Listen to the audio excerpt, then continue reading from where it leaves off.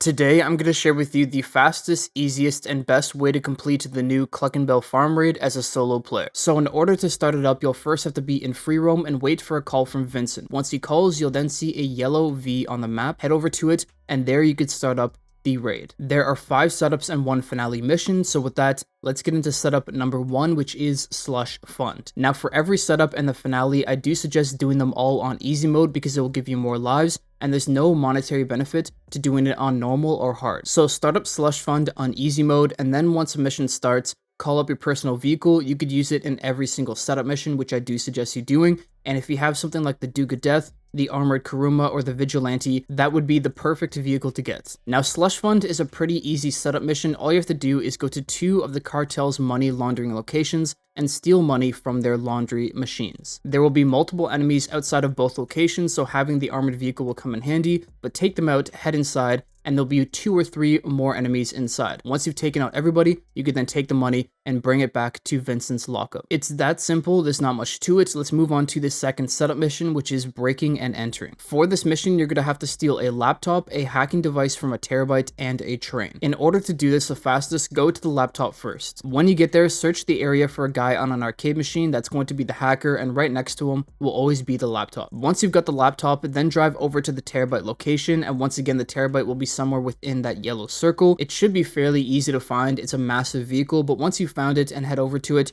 you're then going to have to take out 4 waves of drones. Once you've done that, you could get inside, take the hacking device, and then head over to another location where there's going to be a train. Once you're there, there's going to be enemies everywhere. All you have to do is take them out one by one until someone drops the key to the train. Once they do, go pick up the key, take it over to the train, and then you can start driving the train. As you're driving, you're going to have to hack 3 to 4 traffic lights by pressing right on the D-pad when you're in the red circle, as that will allow you to keep driving the train along the tracks. Along the way, you'll also run into a bunch of enemies. All you have to do is plow through each of them. They're not going to do anything to you. Once you've got past the 3 to 4 traffic lights, you'll then get to a tunnel where a cutscene will start, and that will be the end of the mission. Next up is setup mission number 3, concealed weapons. Now there's going to be 3 different locations of 3 weapons loadouts and gear that you could steal. Now the choice of weapons loadout is completely up to you, but I always go with B as it's probably the easiest mission to do, and it gives you probably the best loadout. In order to get B, all you have to do is drive over to the beach, take one of the jet skis that are there over to the yacht. Once you're on the yacht, you could go through the back entrance, take out every single guard, and keep going until you get to the back of the yacht. Once you're there, you'll be able to pick up the weapons that are sitting on the bench there, and using the blue circle to your right, you're then going to be able to go up to the next level where you could get the gear. From there, leave the yacht, head over to Vincent's lockup, and then text him and confirm that this is going to be your weapons loadout. And that is it for mission number 3. Let's head into mission number 4, hit and run. Now, like the last mission where we confirmed the weapons loadout for the finale, this mission is going to be confirming the vehicle we use for the finale. Now, once again, there's going to be options A, B, and C. I personally go with B, as the vehicle you're going to be stealing is the fastest out of all 3. Once you arrive at location B, the car will always be on the left side, and it will be surrounded by a ton of enemies. So all you have to do is take out each enemy, get inside, pick up the car, jump over the ramp in order to get out, and then drive over to the garage that is next to the Cluckin factory. And once again, when you get there, text Vincent and confirm this will be your getaway vehicle for the finale. And that is it for mission number 4. Let's now move into mission number 5, disorganized crime.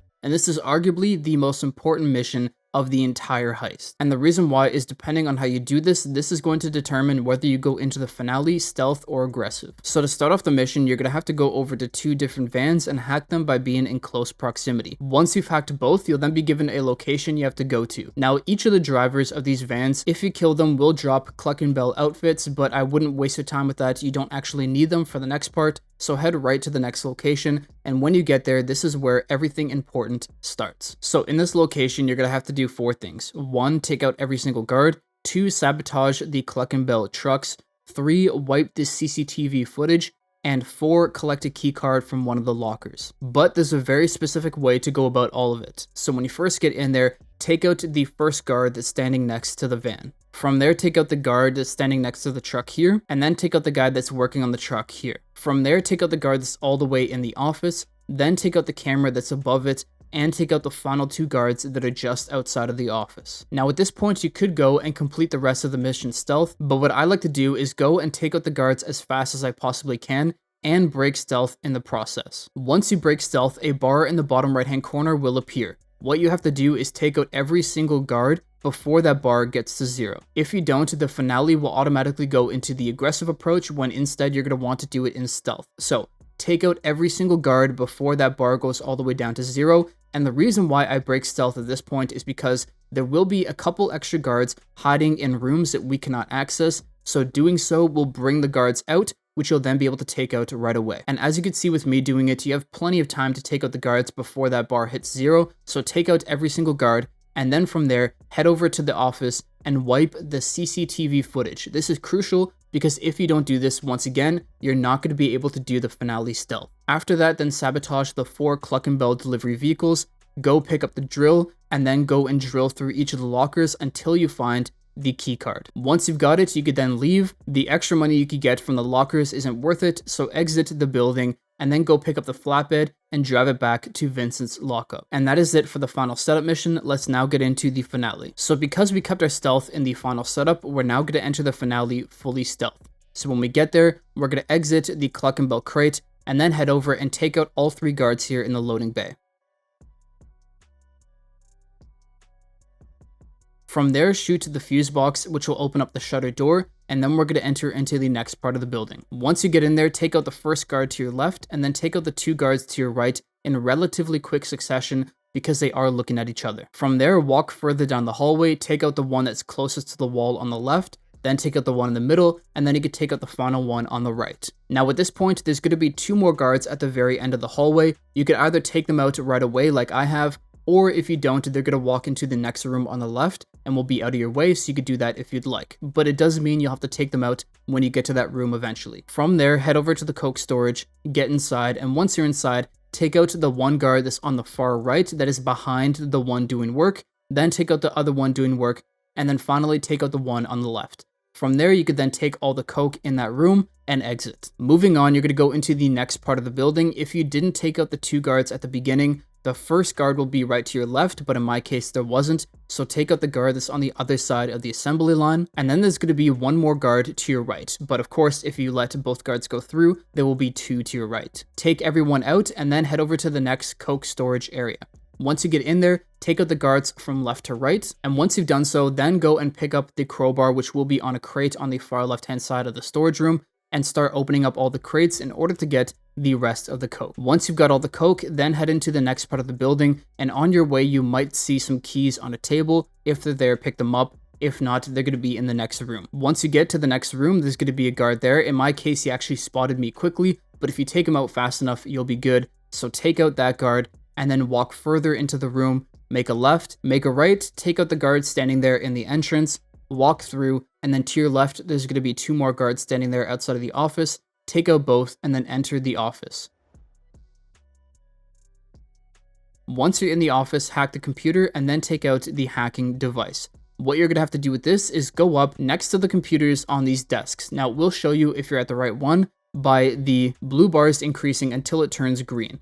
Once you've done all 3 of the computers, you'll then be given the code to the safe in the office. Head over to it, input the code into the safe, take out the valuables, and now it's time to escape. Head over to the shutter doors, once again take out the fuse box, and the shutter doors will open, and then once outside, take a right and go right along the right side of the building.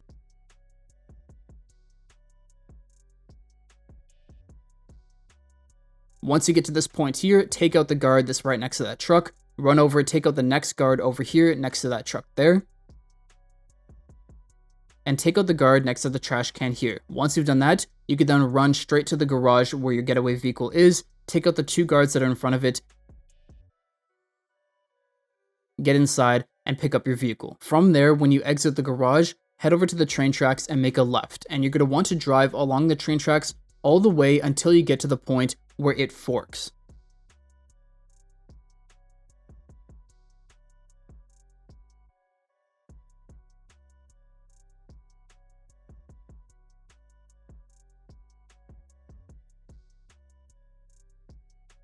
This is going to be right where the windmill farm is, which is a great area to lose the cops. So hang out in the windmill farm for about a minute or 2 until you've lost the cops, and then from there you can take the highway all the way back to Vincent's lockup. And with that, you've now completed the raid. The payout is $500,000, and for your first time doing it, you'll get an extra 250k. Plus, on top of that, if you're doing it this week, you'll get an additional $100,000. So all in, you're making 850k for your first time through, and for every time after that, it's going to be 500k. But with that, that was the fastest, easiest, and best way to complete it as a solo player. I hope this video helped you. If it did, please drop a like. If you're new, subscribe. I will see you in the next one. Peace.